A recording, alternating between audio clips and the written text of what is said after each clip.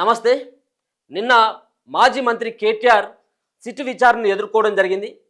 SIT ఆఫీస్కి పోయిన తర్వాత ఆర్ఎస్ ప్రవీణ్ కుమార్ నిన్న ఒక ప్రెస్ మీట్ కండక్ట్ చేయడం జరిగింది తెలంగాణ భవన్లో. సో దాంట్లో ఆ సిట్కి నాయకత్వం వహిస్తున్నటువంటి సజ్జనార్ పైన కొన్ని కీలకమైనటువంటి హాట్ కామెంట్లు కూడా చేయడం జరిగింది. అంటే గతంలో తప్పులు చేసినటువంటి వ్యక్తులని, గతంలో క్రిమినల్ కేసులు ఉన్నటువంటి వ్యక్తులని సిట్లో కీలకమైనటువంటి బాధ్యతలని అప్పగించడం ఇది సబబు కాదు అంటూ నిన్న సజ్జనార్ పైన కొన్ని విమర్శలు చేయడం జరిగింది. ఆయన పైన 7-8 కేసులు ఉన్నాయి గతంలో, ఆయనని ఏ విధంగా నియమించింది ప్రభుత్వం అన్నటువంటి తీరుగా మాట్లాడుకునే మరో పక్కన ఫోన్ ట్యాపింగ్ అనేది పెద్ద తప్పేం కాదు అనేది విధంగా నిన్న ఆయన ఒక స్టేట్మెంట్ ఇవ్వడం జరిగింది. దీని పట్ల ఇప్పటికే సజ్జనార్ నోటీసులు జారీ చేయడం జరిగింది. 2-3 రోజులలో దీనికి రిప్లై ఇవ్వకపోయినట్టయితే ఉంటే ఖచ్చితంగా క్రిమినల్ కేసులు పెడతాం, నా పైన ఎక్కడెక్కడ కేసులు అయినాయి, ఏ పోలీస్ స్టేషన్లో కేసులు అయినాయి, ఆ ఎఫ్ఐఆర్ నెంబర్ ఎంత, అసలు వాటి డీటెయిల్స్ అంతా కూడా నాకు 2 డేస్లో కావాలి, లేకపోయినట్టయితే యాక్షన్ తీవ్రంగా ఉంటుందని సజ్జనార్ హెచ్చరించడం. దాని తర్వాత ఆ నోటీసులను కూడా సర్వ్ చేయడం జరిగింది.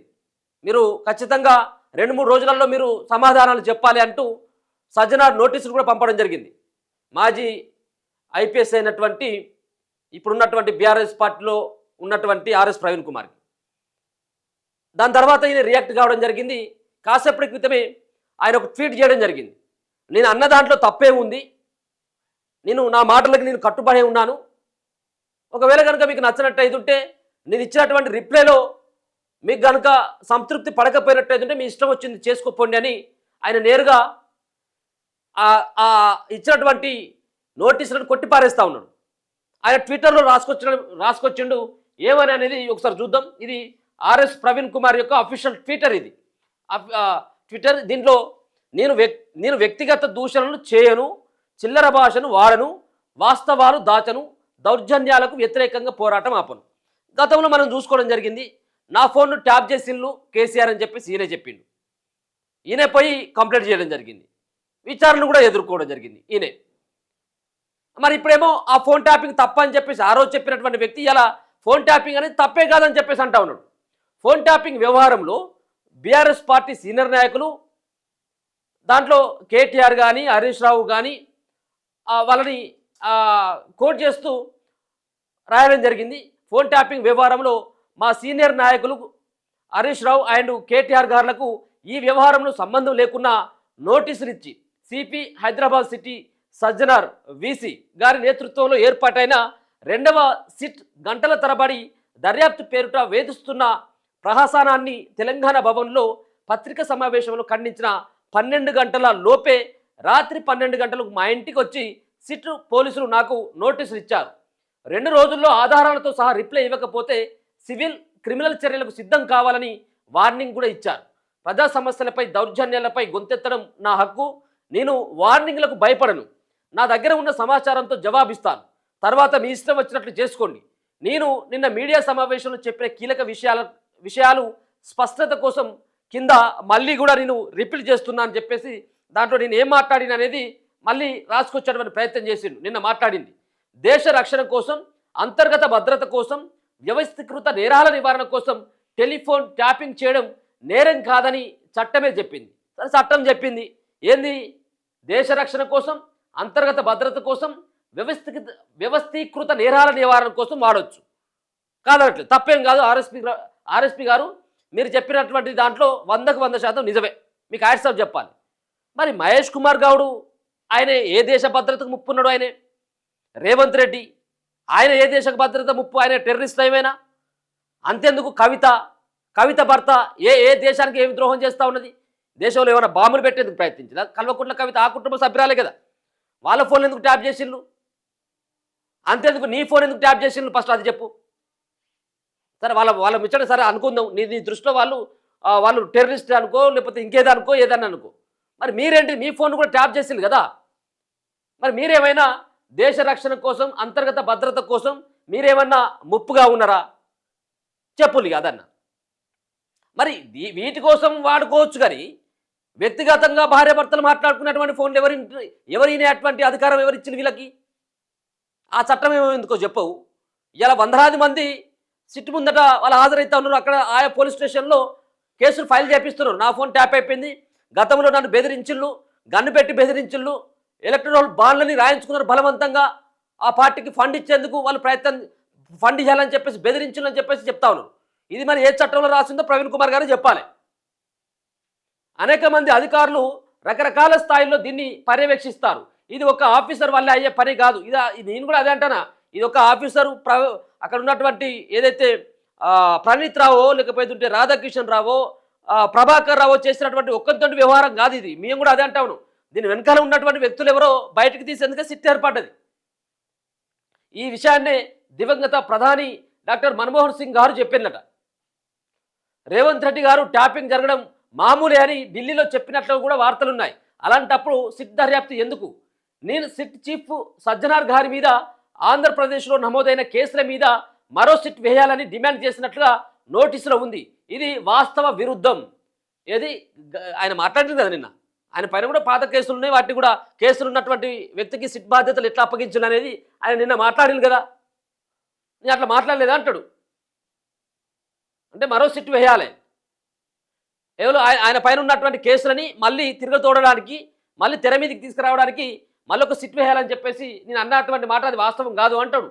నేను చెప్పింది గతంలో ఓటుకు నోటు కేసులో లైవ్ కెమెరాలో నాటి టీడీపీ ఎమ్మెల్యే రేవంత్ యనమల గారు నేటి తెలంగాణ సీఎం అడ్డంగా దొరికిన తర్వాత ఆంధ్రప్రదేశ్ నాయకుల ఫోన్లు తెలంగాణ ప్రభుత్వం ఇంటెలిజెన్స్ అధికారులు క్యాప్ చేశారని 2015 జూన్ నెలలో ఆంధ్రాలో చాలా పోలీస్ స్టేషన్లలో తెలంగాణ ఫోన్ ట్యాపింగ్ వ్యవహారంపై కేసులు నమోదయ్యాయని పత్రికల్లో చాలా వార్తలు వచ్చినాయి.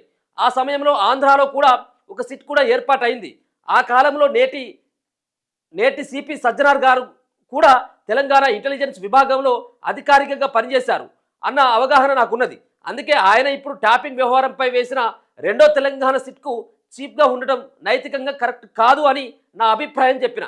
మరి గతంలో 2015లో ఎవరున్నారు ముఖ్యమంత్రిగా? రేవంత్ రెడ్డి ఉన్నాడు, ఇక్కడ ఉన్నటువంటి కేసీఆర్ ఉన్నాడు కదా 2015లో. అంటే 2015 నుంచి కూడా ఫోన్ ట్యాపింగ్లు జరుగుతున్నాయి అని మీరు ఒప్పుకుంటా ఉన్నారు అన్నట్టు. అంటే ఆ రోజు కూడా సిపిగా సజ్జనార్ ఉన్నాడు కాబట్టి దాంట్లో ఆ విషయంలో నేను సిట్ అయ్యాన్ని తప్పించి దానికోసమే నేను కోరడం జరిగింది అన్నటువంటి అంశాన్ని కూడా ఆయన చెప్తా ఉన్నాడు. ఇది రాజ్యాంగం నాకు కల్పించిన హక్కు. ప్రతిపక్ష పార్టీ నాయకుడిగా ప్రజల ముందుకు ఈ మరుగున పడిన విషయాలను ప్రజల ముందుకు తీసుకురావాల్సిన కనీస బాధ్యత నా పైన ఉన్నది. మీకు ఇది నచ్చకపోతే వివరణ ఇవ్వండి. అలాగే రేవంత్ రెడ్డి ప్రభుత్వం చేస్తున్న పలు కుంభకోణాలు, అంటే బొగ్గు కుంభకోణంతో సహా సిట్టుకు కూడా వేయాలి. బొగ్గు కుంభకోణంతో సహా మరికొన్ని వాటిపైన కూడా సిట్టు వేయాలని డిమాండ్ చేసిండ్రు పోలీసు అధికారులు. రేవంత్ రెడ్డి కాంగ్రెస్ రాజకీయ క్రీడలో పావులుగా మారవద్దని సలహా ఇచ్చాను. నాటి DGP, home secretary, chief secretary లాంటి అధికారులను అందరినీ విడిచిపెట్టిన సిట్ అధికారులు కేవలం ప్రభాకర్ రావు ఐపీఎస్ రిటైర్డ్ గారిని, వారి కుటుంబాన్ని, ఆయనతో పనిచేసిన కానిస్టేబుల్ను, బంధువులను వేధించడం అన్యాయం అని చెప్పేసి. మరి అసలైనటువంటి దొంగ ఇప్పుడు దొంగది కాదే, దొడ్లకి రాదే. ఇప్పుడు ఎస్ఐబి చీఫ్నేమో పట్టుకుంటేనేమో అప్పుడు పనిచేసినటువంటి ప్రభాకర్ రావును పట్టుకుంటేనేమో ప్రభాకర్ రావును వదిలిపెట్టాలంటాడు.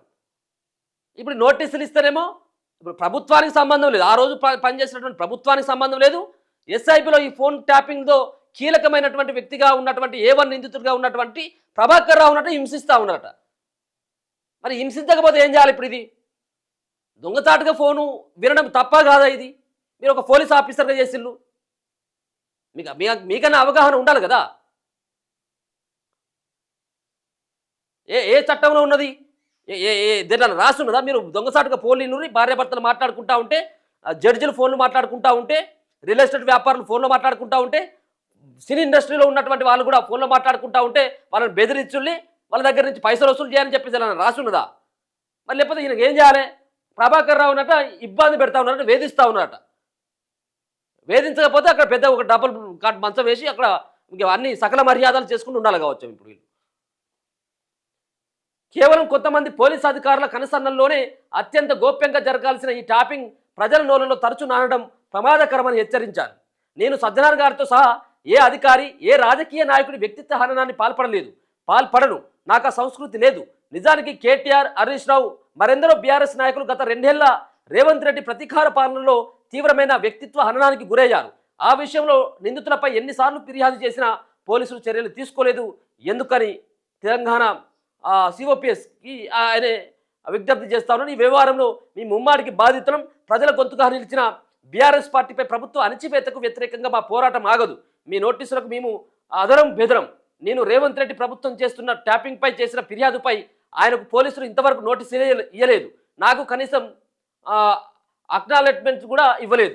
కేవలం బీఆర్ఎస్ నాయకులకు మాత్రమే నోటీసుల మీద నోటీసులు ఆగమేఘాల మీద రావడం, మీడియా లీకులు, జర్నలిస్టులు, సోషల్ మీడియా యాక్టివిస్టులు విచ్చలవిడిగా అరెస్టులు, 4 గోడల మధ్య జరగాల్సిన దర్యాప్తుపై గాంధీ భవన్లో కాంగ్రెస్ నాయకులు రోజు లైవ్ కామెంటరీ ఇవ్వడం దేనికి సంకేతం?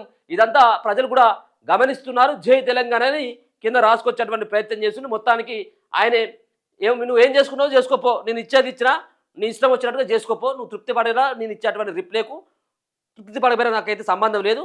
నేను అన్నటువంటి మాటని నువ్వు వక్రీకరించేటువంటి విధంగా నువ్వు అర్థం చేసుకున్నావు, నువ్వు తప్పుగా అర్థం చేసుకున్నావు తప్పించి నేను అన్నటువంటి మాటలు ఎక్కడ కూడా నేను కాంప్రమైజ్ గాను, నేను ఆ మాటలకే కట్టుబడి ఉన్నానని చెప్పేసి సిపి సజ్జనార్ పంపినటువంటి ఉత్తరం ఏదైతే ఉందో అది ఏదైతే ఆయనకు నోటీసులు ఇచ్చారో ఆ నోటీసులకి రిప్లైగా ఆయన ఒక ఇది ట్విట్టర్లో రాసుకొచ్చేటువంటి ప్రయత్నం అయితే చేయడం జరిగింది. చూద్దాం మరి ఇది చినికి గాలివానగా ఎటు మారబోతా ఉంది. ఇప్పుడు ఏమో ప్రభుత్వం వర్సెస్ కేసీఆర్ లాగా మారిపోయినటువంటి ఫోన్ ట్యాపింగ్ కథ ఇప్పుడు సజ్జనార్ వర్సెస్ ఇప్పుడు ఆర్ఎస్ ప్రవీణ్గా మారబోతా ఉందా, ఏం జరగబోతుందా అనేది మనం ఫ్యూచర్లో చూడాలి. చూస్తూనే మనం తెలుగు.